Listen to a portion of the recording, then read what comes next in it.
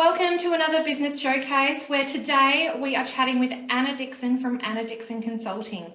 Anna leads a small team of professionals who work with clients to approach business and project planning in a strategic way, as well as helping them secure funding to achieve their goals.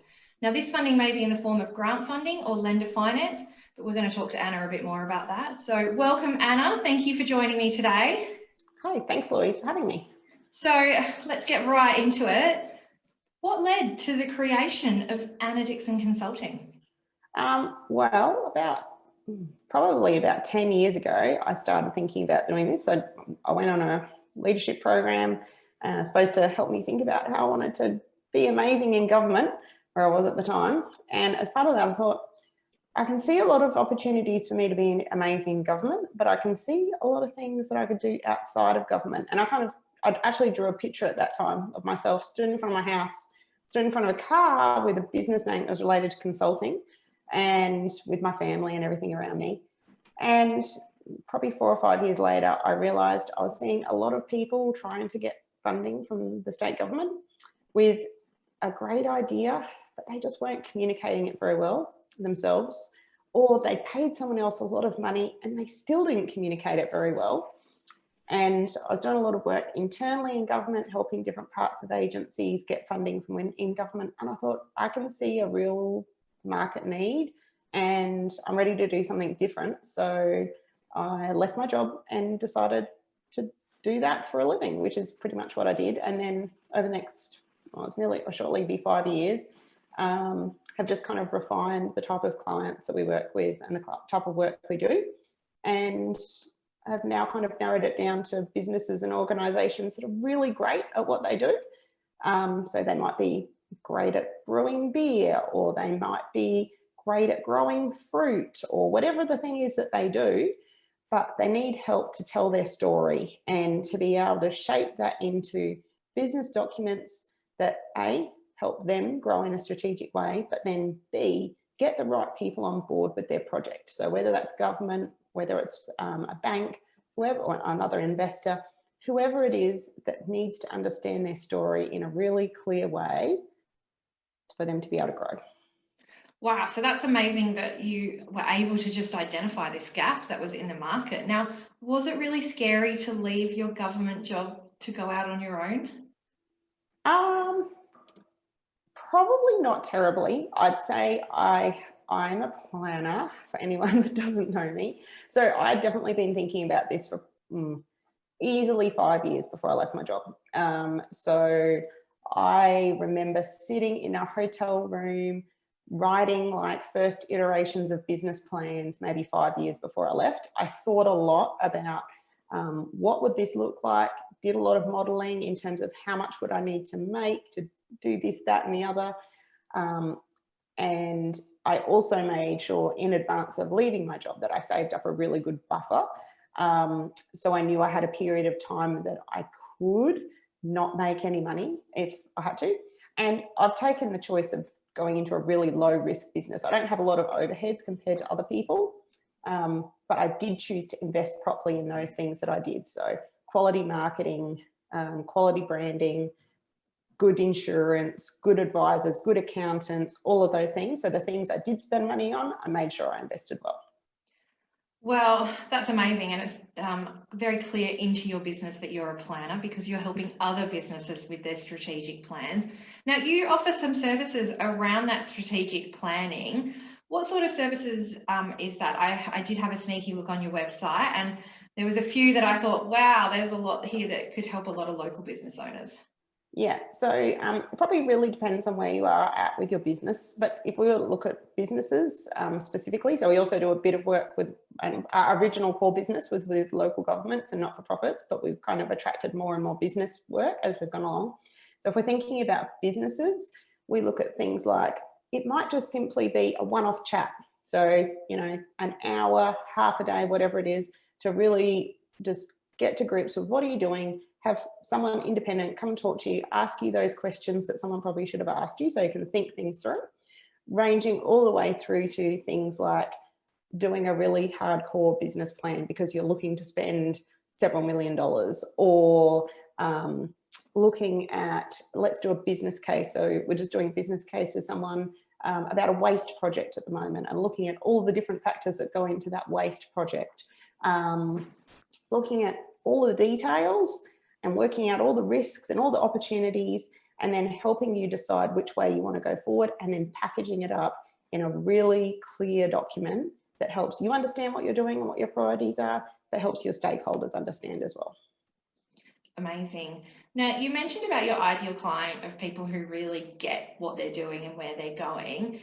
So tell me about that. How did you manage to get to that point of going, this is my ideal client and this is where we're focusing our time and very well invested marketing money? Probably working with people who weren't, but also working with people who are. So I know I've got a limited amount of time in my week. The ladies that work with me have got a limited amount of time. If we're going to work with someone, we want to see them go from here to here. And if you haven't got clarity about what you're doing, or you're not really into it or not that good at it, sorry, some people just aren't. I'm very frank. If anyone doesn't, and if you're watching this and you don't know me, call us spade a spade. But people who really love what they do and really want to make a go of it, we can make such a difference to them. So if I'm working with someone, I want to make a big difference. So where I've seen people like really grow and really have light bulbs is where they're really good at the thing they do, but they could be better if they just took a step back and thought, what's the strategy behind what I'm doing? Because often people are excellent at doing their thing, but it's hard then to look like, for example, I talked to someone the other day and they're like, oh, we really want to go ahead with this project. I'm like, oh, so what are like your big goals? Like, how much do you want to make? Like, how much money do you want to make? He goes, I don't know. I'd never thought about that. We're just really, really busy. And I'm like, okay, well, I think you need to like step back and think, why are you doing this? Otherwise you're gonna be really, really busy for 5 years and then suddenly realize you haven't made any money. Are you making money? Don't know. So all of those sort of fundamental things that sometimes people get really caught up in doing stuff, but not thinking, why do we even go to work today? Because we do go to work to love what we do, but we also go to work to earn money to be able to do the other stuff that we like. Talking about money, you obviously help people secure funding, and that funding, like I mentioned before, can be grant funding or lender finance. How do you identify which way a business should go? Well, I think it would really depend on the project that people are looking at. So sometimes people will come to us and say, we've seen this grant, we want to apply for it, and then want to retrofit a project into the grant. And that is not really a great way to go about things. It's better to come up with a business concept that's viable and will stand up on its own, then scan around and think, is there something that can help us make this easier to make happen? And therefore, for example, freeing up working capital, and then go for funding along those lines. Other times it will just be abundantly clear that you've got a really viable business idea, you've done some really good forecasting around your finances, and you know that the business stands up and you will be relatively safe if you want to go and get finance, but you need the documentation to show the bank that it's a sensible idea for them to get behind. So yeah, it really just depends on the project and also what's trending at the time in terms of government grants, what are the priorities, and then also sometimes it's not even about getting a grant. You might be able to secure government funding for really significant projects outside the scope of a grant. So if you're doing something that's really tightly aligned with a government priority, you might be able to take a business case and go and present it to the relevant minister or minister's office, and they might be interested in talking to you about a funding commitment outside of the scope of grant. That's for pretty big things, like significant things, but there's all different ways that funding can happen. And you can help people work through that and work through their ideas. Yeah, and I think the main thing is your business idea has to stand up on its own without grant funding.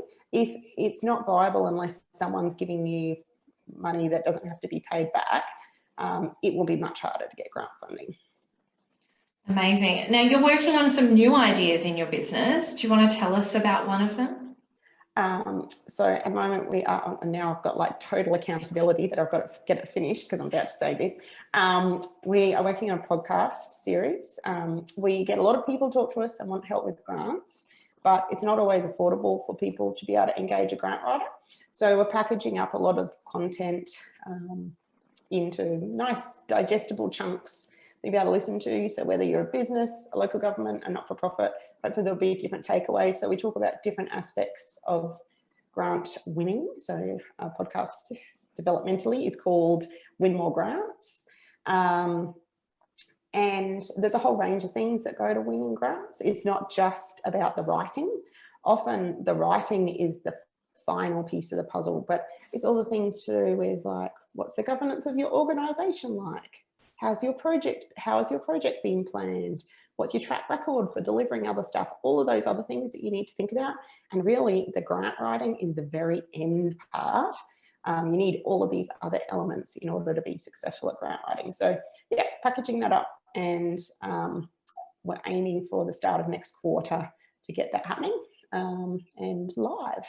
That is very exciting, and you'll need to keep us up to date as to when that does go live and share it with us also, we can all listen, especially for anyone out there who does want to think about grants or has thought maybe I should be going for grants. You know, this is probably a good way to get a little bit of an introduction to what's involved by someone who does a lot of grants and has been on the receiving end of grants as well, which I think is a very, very valuable asset to our community.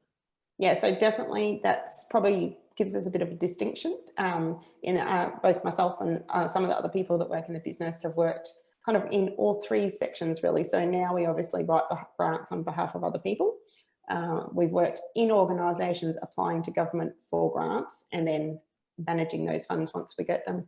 But then I've obviously worked in government assessing millions and millions and millions of dollars worth of grant applications and looking at all of the different things I looked for personally as a grant assessor. And there's like a really detailed process for assessing grants, but also seeing what my colleagues looked for and hearing the different things that people talked about when they were assessing things and thinking about the different personalities that you might be interacting with during the grant process.